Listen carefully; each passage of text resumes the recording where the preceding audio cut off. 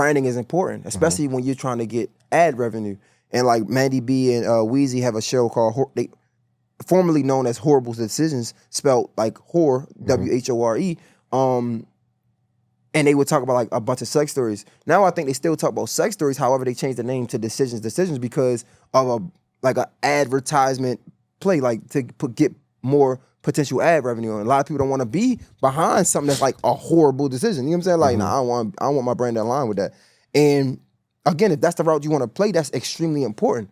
However, that probably wouldn't be as important to me because I want to do it my way, right? And I think it's important that we talk about these partnerships though. Like we had a really great conversation yesterday. So we talked about these partnerships and how you can find somebody that partner with you and align with you. And at the same time, even that, just because you got a partner don't mean you got to agree with everything they do. Right. We talk about Rick Ross and my guy, Brett Berish, right? Brett Berish is the owner of Sovereign Brands. Sovereign Brands is over Bel Air, Vlone, Bamboo, McQueen. A lot of people think these brands are owned by Rick Ross, McQueen, Wiz Khalifa, Bamboo, Lil Wayne, but no, it's owned by Sovereign Brands, right? And I talk about that when Rick Ross went into his situation when he got caught up and all his brands was backing out from him when he was saying, that you don't even know his song, right? I got Molly on her drink, you ain't even know it.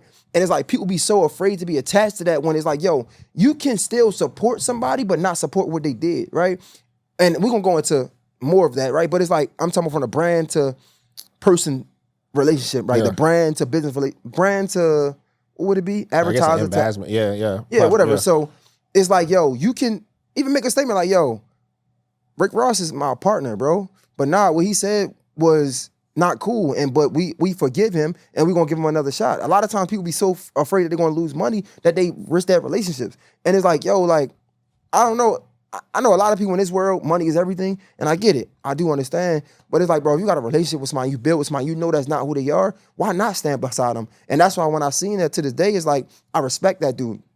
Now, again, he was wrong. We're not advocating. He was wrong. Yeah. And it's okay to hold somebody accountable. It's like we friends. We can hold each other accountable. Like, yo, nah, you was wrong. You still my dog, right? But again, it is levels to it depending on what you do, right? Like, because if you go too far to the left, it's like, hey, you might can't come back right with me. But again, I do respect that, but also as another level of money too, because it's like, yo, who knows? Again, I'm not saying this is him. I'm not saying I don't know that man like that, but he could have stayed because he know he gonna bring him more money. I don't know. You know what I'm saying? But I know he had a chance to walk away and he didn't. And I think that's dope. And I think we need to see more relationships like that. Yeah, I mean, and on the flip side, right? You're talking about somebody that's supporting and where there's like a space to be different or to disagree.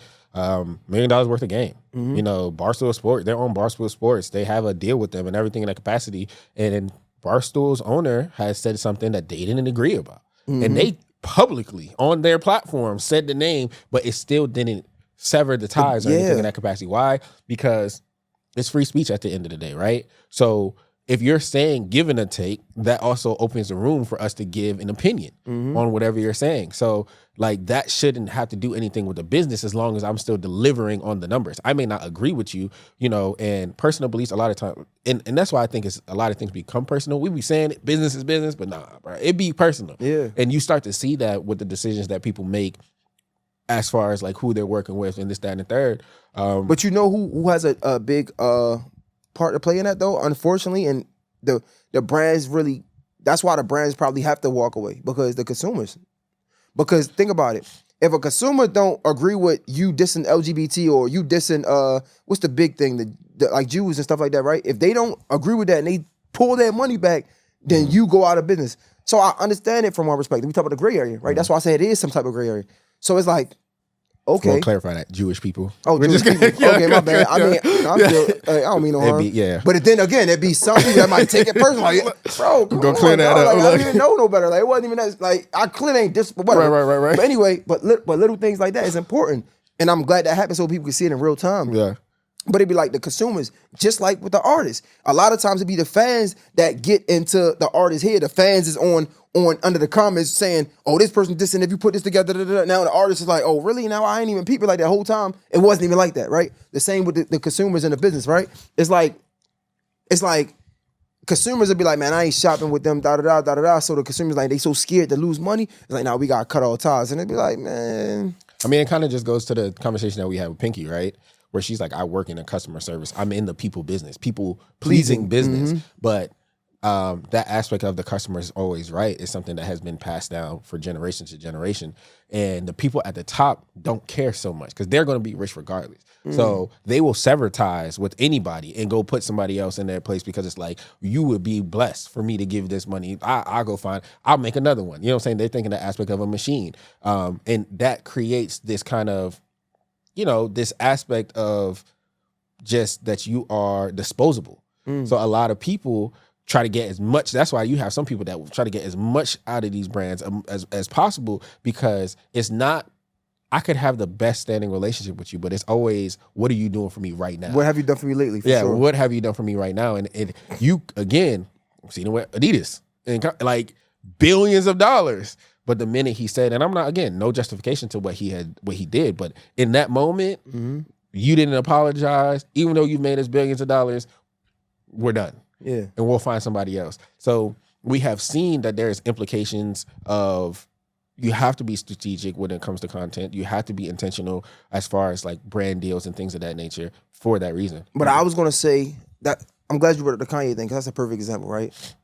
What if it was a world where we created truly from who we are, and because we wanted to do it, that we found a group of people who thought just like us, right? And I think Kanye is a perfect example, because Kanye West can drop Yeezys right now off KanyeWest.com. Yeah, he did. And his people is going to go get it. Now, again, he did do that, right? And he dropped the ball as far as quality, to be honest. I mean, I ain't getting them, but I've heard like the quality just wasn't there. So he dropped that ball. But he could have very much so took his time, right? Made a really good product, dropped it, and we still would have supported him. So I say that to the Pinky conversation. It's like the people-pleasing business. It's like, am I? Because if I just do with my heart, it's a group of people who can support me and I can survive from, right? And I can say whatever I want about whoever, not as long as I'm not being disrespectful. But if I don't agree with X, Y, and Z, I can say that, and people will understand that. So for the people that don't understand that, maybe y'all just don't belong here, because we can go on and on about so many other brands. Tommy Hilfiger, shit, even Michael Jordan, so many other brands that say, I don't make it for y'all to wear, but we still wear it. Balenciaga, Gucci, y'all like you know the designer. So parade. We find validation in brands that don't even see us. Are we in the people business, or are we in the are we? That's all I'm saying, because it's like, it seems like we only do that when it's really convenient, because it's brands out there that I see that is working, and they clearly be doing whatever they want, say whatever, and we get Gucci putting fucking monkeys and shit on websites, and we still buying Gucci. It was like what they had a new server at one point. Like, what are y'all doing? Crazy. Yeah, you know what I'm saying? So we've had so many.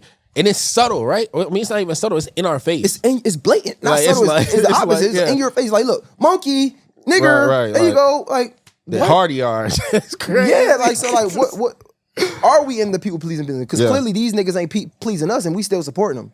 But that's because, bro, that's strategic.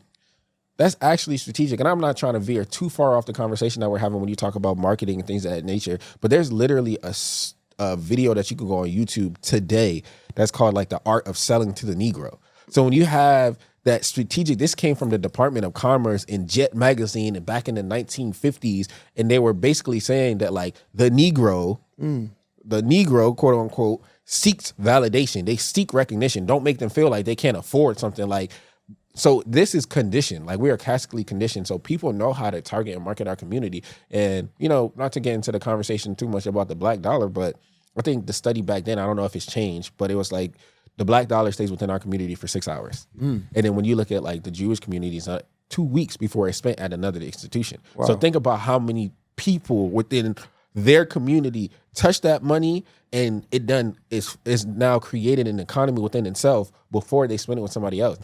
If we even had 1 week of that money staying within our community, how many businesses would we be able to leverage now? Because we have income constantly flowing through our economies.